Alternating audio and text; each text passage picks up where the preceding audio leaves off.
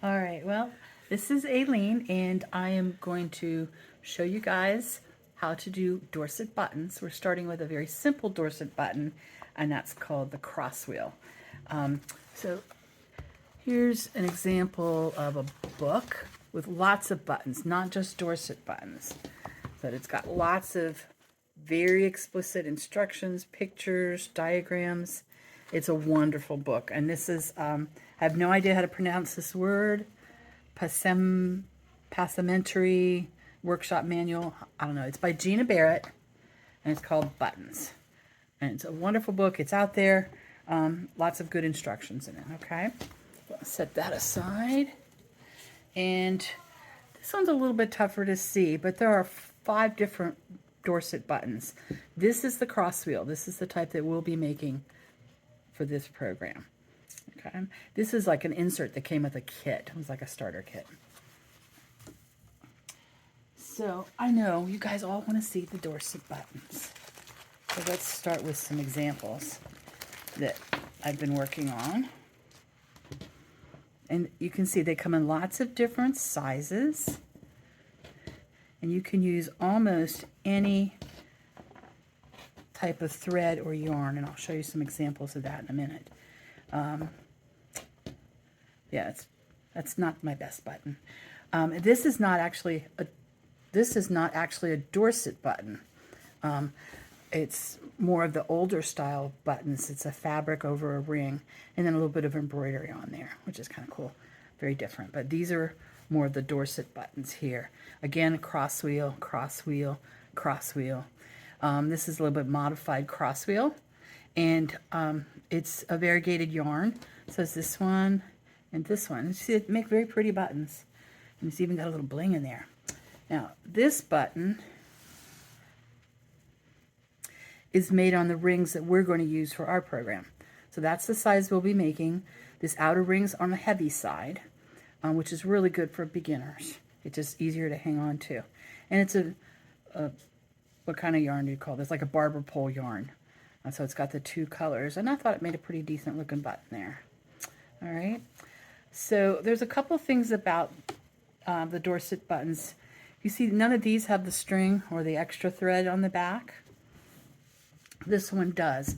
Some people leave that on and then use that to attach the button to their garment. Okay? You would think that makes good sense, but I think it's a bad idea. Reason is, if you want to take the Dorset button off of whatever project you put it on, and you've used this thread to attach it, when you undo that, your Dorset button's going to fall apart.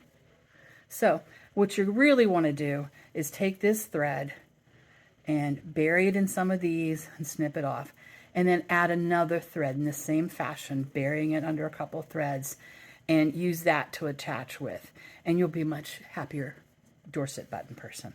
Okay, so I wanted to point that out right now. All right, so there's your, oh, there's another little cross wheel. All right, I like the cross wheel because it's easy to do. And then one other thing I wanted to point out on a cross wheel, this one's not a cross wheel, but you don't have to, this one I filled up all the way to from the middle to the outer edges. You don't have to do that. You can stop wherever you want. Again, this is not a cross wheel, but it's the same idea. I didn't feel like I wanted to fill this all the way out to the outer ring, so I didn't. I stopped there, and it's more of like a rosette kind of look, and I really like it. So anyway, there's the Dorset buttons to start with. Now we're just going to slide all that over here. Now I'll show you what supplies you need. Any kind of ring will work. What you're looking for is a smooth surface.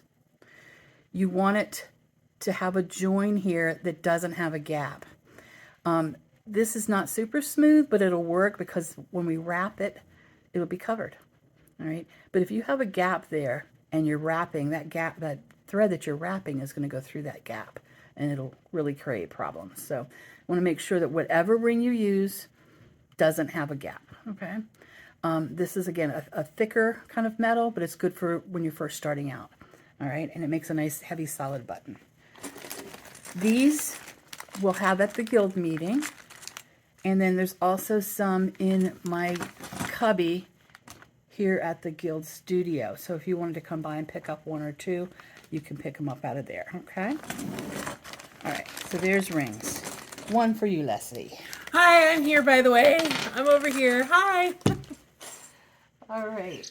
Now we're going to talk about threads. This is a great opportunity to use up what's left on your weaving bobbins. It's a great opportunity to use up the little bits and pieces of yarn from all your knitting and crocheting projects. It's a fantastic opportunity to use up your weaving thrums for those of you who are weavers. Okay? What you're looking for is pretty much a smooth thread. Okay? And I kind of like the ones that have a little bit of a luster or a shine to them, like this pearl cotton. This is not a super thin. I'm not sure what size it is because, again, I'm trying to use up the drawer that we have of leftover bobbins. But I would say it's probably like a 4-2, 5-2, something like that. Okay? Maybe even a 3-2. All right? You don't want to go too thin because it'll take forever to get your button done. Case in point. I think it's a lovely button that I'm making, but it is taking forever to fill out this, all the it's called laying on or rounding that I need to do is taking forever. So again, I used a very pretty thin thread there. Okay, so keep that in mind when you're selecting your threads. I've used, like right here, I've used sock thread or sock yarn, which I have a lot of. This makes for some really nice Dorset buttons too. It's got a little bit of luster. It's not real thin, and it just moves nicely when you're doing all the needlework that you have to do. Okay, it's a good hand to it. Alrighty, let's put this stuff aside for a minute. Leslie's going to pick something out while I pull the next thing. Oh, and I've got some sock yarn here too. You want a pair of scissors? And the next thing that you need is tapestry needle. Most of my tapestry needles, I believe, are like a size 20 or 22. What you really want is a blunt tip right here. And you want the eye of your needle to be big enough for whatever thread that you're using to go through it. Okay? So you're going to pick one from there. And I think that's about it. We need to get started.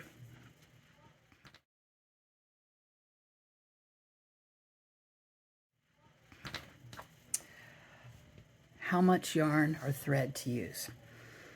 Well, there's two schools of thought on this. Overall, you're going to estimate about 100 times the diameter of your ring. So if this ring was a 1 inch, so 100 inches, so a little bit more than 3 yards of thread is what you're going to need. Okay? But 3 or 4 yards of thread is a lot to deal with every needle movement that you're making.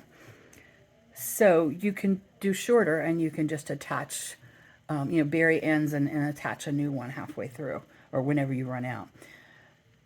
So that's just a personal decision, all right? But about 100 times the diameter of your ring. These rings, I believe, are 1.25 inches, 1.5 inches, something like that. And I did one, the one I did the other day, I used about 4 yards.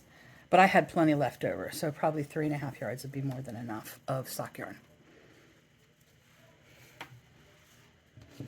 What do you got there, Leslie? Let's see, I've got the pink pearl cotton and the 8-2, no, that's 5-2? Not sure. 3, it's big. Can you hand those to me? There you go. Okay. You're doing pink, right? I'll do the green. You have your needle? I have my needle. Okay.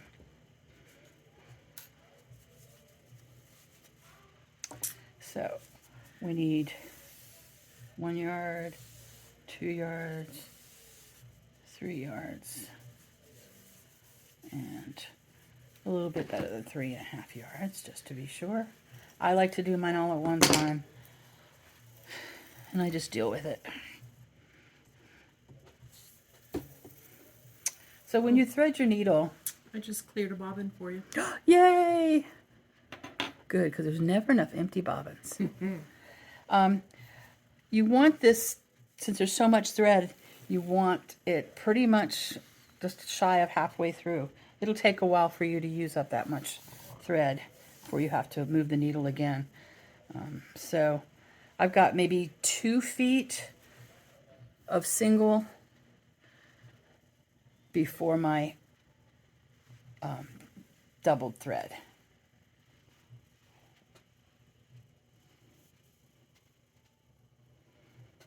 I know the technical part's no fun, but we'll be Dorset buttoning here in a minute. All right, so you take your ring and the end of your thread, it's on your needle, and you're going to tie. I can keep my fingers out of the way. Just tie a nice little overhand knot. Is it overhand or not? Okay, overhand knot. As I said, that's what it's called. All right. Then I'm going to slide this around to where the rings join, because that kind of helps hold everything in place while you're getting started. And get my needle. Now you want your tail moving out here from the 12 to the 3 o'clock position. Here's my thread. I'm going to loop it up over the top. I'm using the thumb and my forefinger here to kind of pinch this. Don't have to pinch it tight, just to hold it in place. Okay, so everything's stable. I'm going to take my needle up from the back through the middle. And as soon as I get it through the ring, I need to find this working yarn here, not my tail, the other one, and go under that. So you see what's happening is your thread is coming up through the middle from the back, and you've taken and pulled it underneath your working yarn. And sorry about that. And you just pull it through. And as you get close to being tight, you want to make sure that your loop of thread that's going over here catches this tail. Okay. I'm pulling it through because it had slipped out with all the pulling. See how it's nicely caught up in here? Still pinching back there. And we have our first real stitch on there, okay? We keep the tail out here as we're doing this. Up through the middle, from the back, and immediately underneath that working yarn, and we pull it through.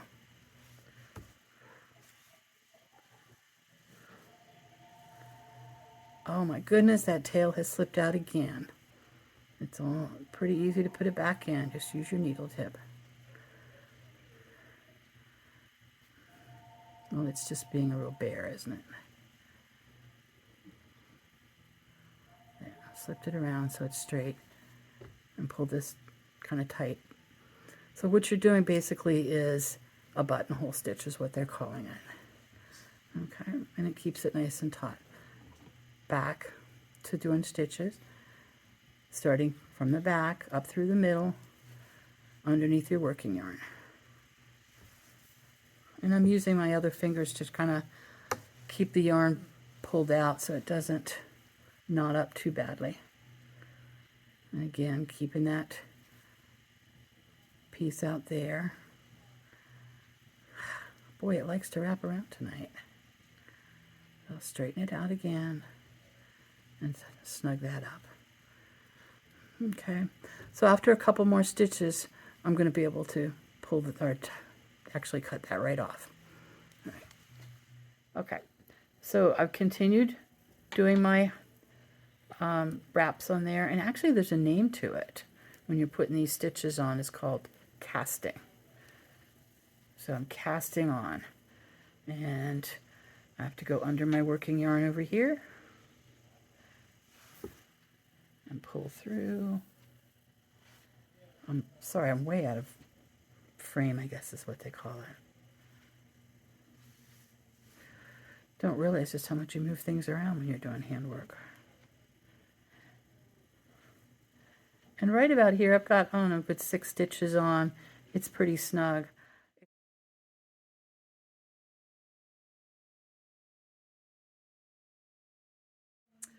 Okay, so here's my ring. I've been doing my casting on with that buttonhole stitch. I'm almost finished covering the metal ring. So I'm going to do these last couple stitches.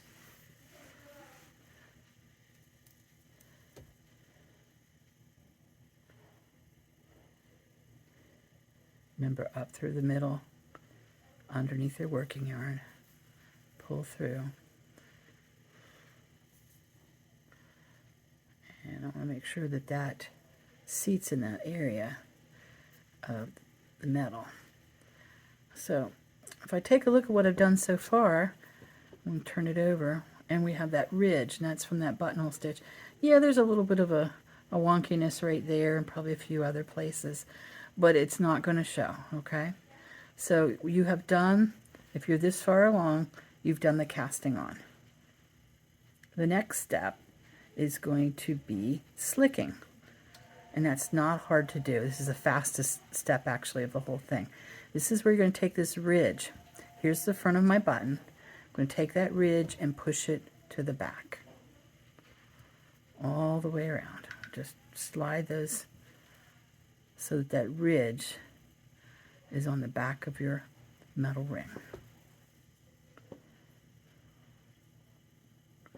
Doesn't have to be neat and straight, just get it to the back. It's the main thing.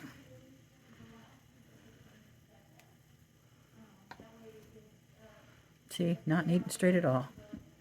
But we have done our slicking. So we've done the casting on, we've done our slicking. This next part is the laying on of spokes, and it's probably the trickiest, most difficult part, because you're never sure if it's right. And honestly, it will probably never be right, and that's okay. All right? So what you want to do is hold your ring right about 9 o'clock. Here's the 12 o'clock, and I've got my working thread coming from the back. You don't need your needle at all for a little bit. You're just going to be using the working thread in your fingers, okay? So what I'm going to do is from the back, I'm going to bring this thread down to 6 o'clock and then back up to 12, okay? And I'm keeping it pretty tight. And then I'm going to rotate the ring just a little bit counterclockwise. And I'm bringing this thread back down here to maybe 7.5, okay? And then back over to here. And you keep doing that. What you want to do, what you're looking for here, is crossing these on the front, these strings that are coming across the front. You want to try to have them cross at the center. It won't be perfect. Don't expect perfection. So we're laying on our spokes. Okay, so now I'm going to count my spokes. I'm only counting the ones on the front. 1, 2, 3, 4, 5, 6, 7, 8, 9, 10.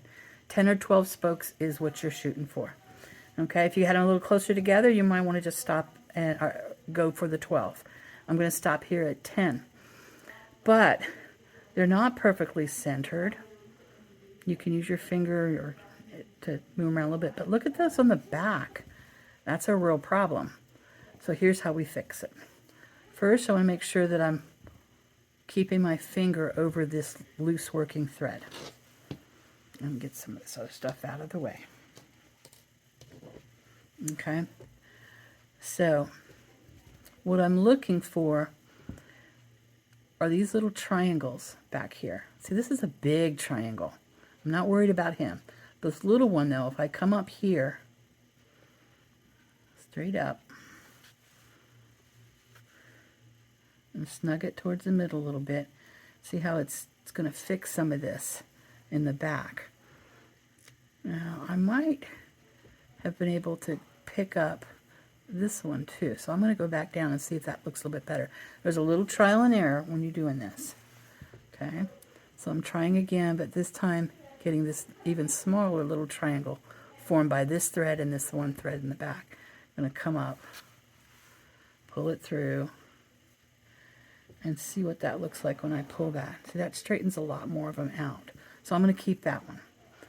Now I go straight across the wheel here, and I'm going to go straight back down and try to snag a couple of those back spokes to straighten them out.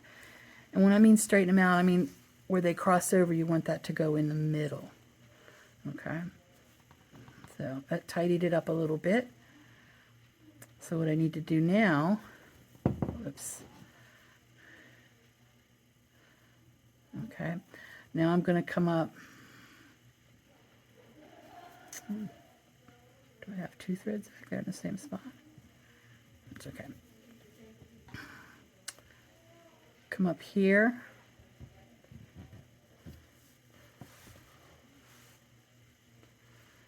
And about as directly across as you can get it. All right. So what we're looking at now is this thread back here is loose.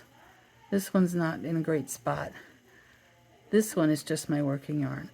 So if everything was in the spot that you wanted it right now, you don't have to do any more of this stuff in the middle. But I didn't quite catch every thread, and that happens to most of us quite frequently. So I'm going to come up here and try to straighten out that thread.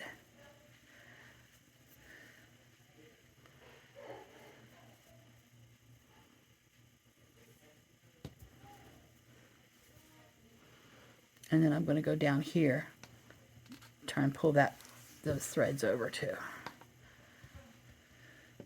And that tidies up the spokes a little bit better. Okay, so now I'm considering this, I've laid on my spokes.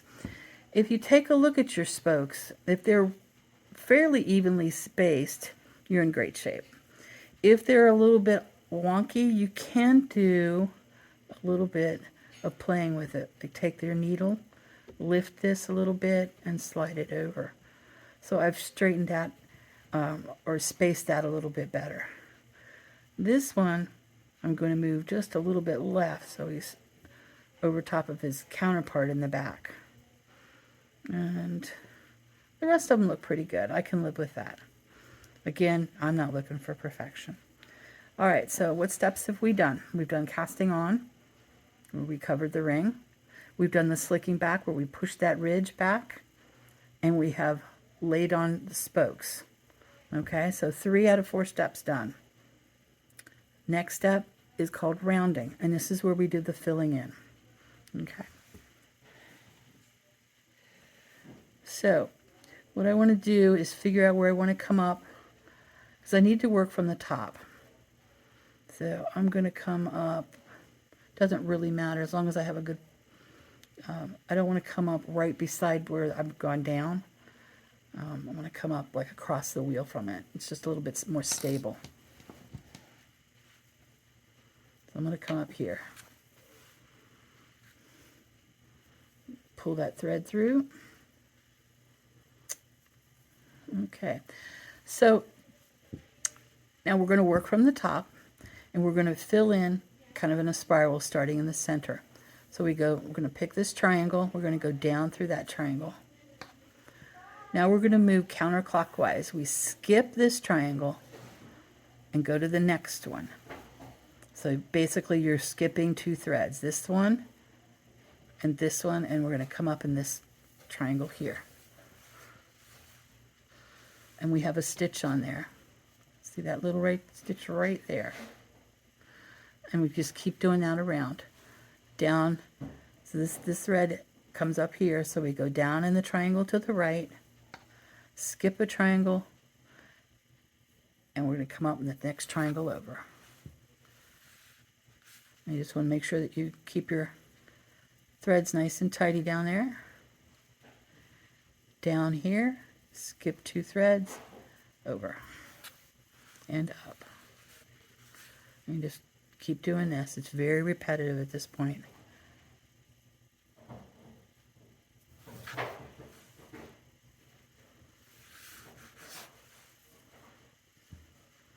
down in this one, skip the triangle, up over here.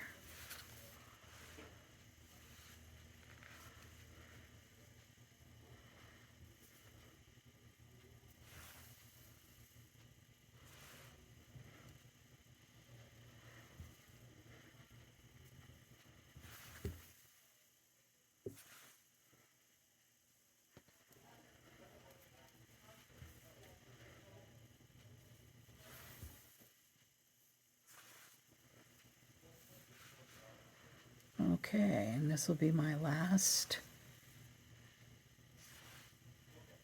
oops, next to last. So down here, I'm not going to come up just yet. I've gone down. I haven't done them coming back up. So if I take a look, I've done a stitch on every spoke around. And so if they're not quite even, I can do a little bit of moving around with my fingernails, but you can't do a whole lot at this point. All right, and you just keep doing that around till you have what you want to try and make sure you do is the same number of stitches on each spoke. So you know, kind of keep an eye on where your first one is. So this one, I just went down. I want to come up over here. So I'm getting ready to start my next round of stitches. So I go down here, skip a triangle and come up.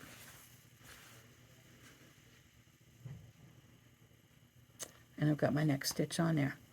Now, as you do this spiral, when you're starting in the beginning, or in the middle, you want to do them kind of snug. But as you're moving out towards the ring, the metal ring, you have space across here, and if you pull real tight, you're going to warp this a little bit. So leave yourself a little bit of room. Take a look here. So here's the stitches covering the spokes, but these are the threads that go across between the spokes. You don't want those to be too tight. It'll warp things a little bit. Okay. And you just keep on doing that until you've gone as far as you want to go on your spokes. Again, you don't have to fill all the way up to the metal ring. But if you don't do that, just make sure that you have the same number of stitches on each spoke so everything looks nice and even. Okay, so I have gone ahead and wrapped all my spokes. Remember, we call that rounding. And I'm just about done with my thread. I think I can squeeze one more stitch in here. So up there and down here. And, yeah. One of the problems I'm having now is I'm so far out that they're laying on top of each other, and we don't want that. So you can actually take your needle or your thumbnail and push this down a little bit to give you just a little more clearance so that that stitch is not, you don't want them laying on top of each other. You want one in sequence right on out the spoke. All right, I think I'm done with that one. So it's time to finish off my button. So I go to the back. Remember the slicking we did? Of course, it gets messed up a little bit. I just use my fingers and push it back around. All right, and all you have to do now is find a couple stitches you're going to run your needle under. Flip back over, make sure you're not showing. Look pretty good, and pull my thread through there. Snug it up, make sure again that it looks pretty good, and then for extra security just run it back through under a couple more stitches in the back,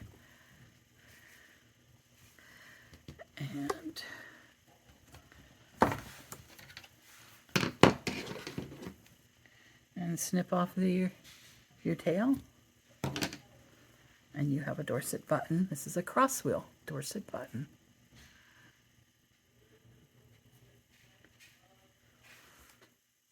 All right, now one thing I didn't show you was what to do when you run out of thread. So this one, I'm not finished. This is that one that's going to take forever because I used a real thin thread. So I'll go back to the back, and just like I finished off the green one, I'm going to run my needle under a few stitches.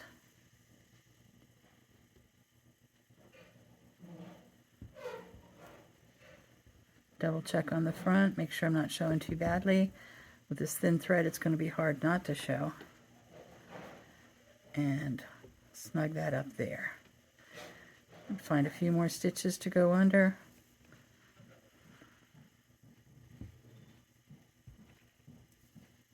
Looks okay.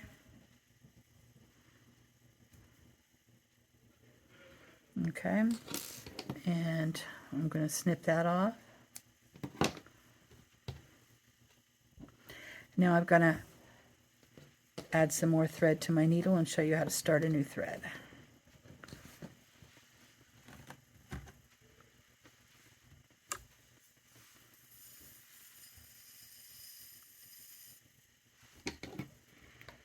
Oh, this bobbin's starting to see some white there. I'll be able to use that bobbin again soon. I was digging around for bobbins today for the towels I'm weaving. Like, there's not enough bobbins. I hate only having one to load my thread up on. I want to put 2 or 3 on at a time, or load them up. Okay, so I'm ready to start another piece of thread here. So it's basically the same thing as when I finished off this little piece. I find a couple of threads to go under.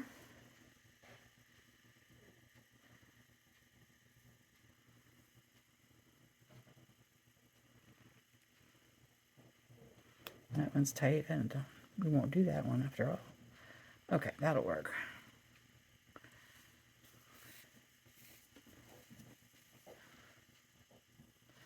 All right, now I got to figure out where I need to come back up at. I'm trying to remember where it was. I think over here. Well, yeah, I should have marked that beforehand, so keep that in mind, folks. I think I will head on over to this side here. So again, just run your needle under a few threads. Try to keep them close to a spoke or not so visible that way on your finished button. Don't pull too hard because you don't want to pull that thread out. And now you're ready to start again. So I'm going to come up through a triangle. Okay, and I'm going to go down, skip this triangle over to this one, just like we did on the green one. It'll look a little awkward when you're first joining that thread, but that's okay. Just give it a minute, and when you bring that next round around there, that'll also help hold everything in place.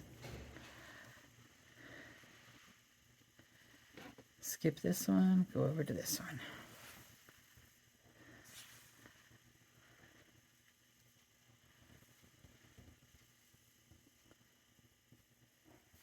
And that's how you join a new thread. Okay, well, I still have forever to go on this yellow Dorset button. I'll keep working on it. But we've got this one done. And I know that all of you will be making Dorset buttons now. Keep in mind there's lots of other types of Dorset buttons. And for one thing, you can find a ton of YouTube videos that very nicely show you how to make these. So don't be afraid to go out there and explore. And right now, let's go make some Dorset buttons. Thank you, one and all. If you have any questions or suggestions or whatever, just send me an email, and I'll look forward to hearing what you guys have to say. And I can't wait to see all of your Dorset buttons as well. Remember, these are our project for the Maffa goodie bags is to make Dorset buttons, which is why we're doing this now. And so let's get our Dorset buttons going. I'd like to collect them around April. And then we're going to put them on cards that have our guild name on them. And then they'll go to Maffa in May or June and go in the goodie bag. So we'll let you know how that goes too. So thank you, everybody. Bye. Leslie, do you want to say bye? Sure. Let me finish this one a little bit. And Leslie's working on her button yet. I'm working on my button, and Aileen's done 2.5, and that's as far as I've gotten. So don't. But they're lovely spokes. So I've at least gotten to the part where I'm weaving back and forth. So that's good. She's doing a good job on the rounding. So yes, the rounding. The rounding. So all right, thanks everybody. All right, bye.